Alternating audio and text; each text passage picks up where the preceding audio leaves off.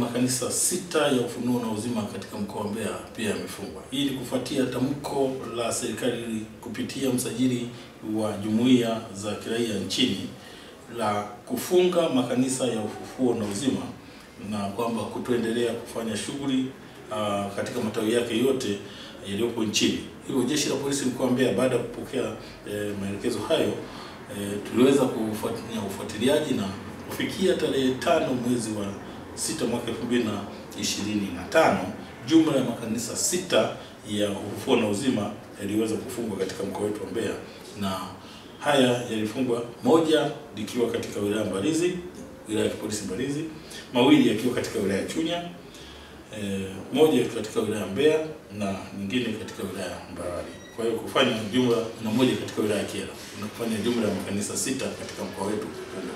Lakini bado ufuatiliaji unaendelea kufanyika, na pindi tutakapobaini tutaweza kuhakikisha kuyafunga yote na kuweka ulinzi. Mpaka sasa hivi tumeweka ulinzi kuhakikisha kwamba hakuna shughuli zinazofanyika, na tumeshirikisha viongozi wa maeneo hayo ambako makanisa yamejengwa kuwataka wananchi na waumini kwa ujumla pamoja na viongozi wa dini wasifanye shughuli hii ya kuendesha shughuli za kidini katika makanisa hayo.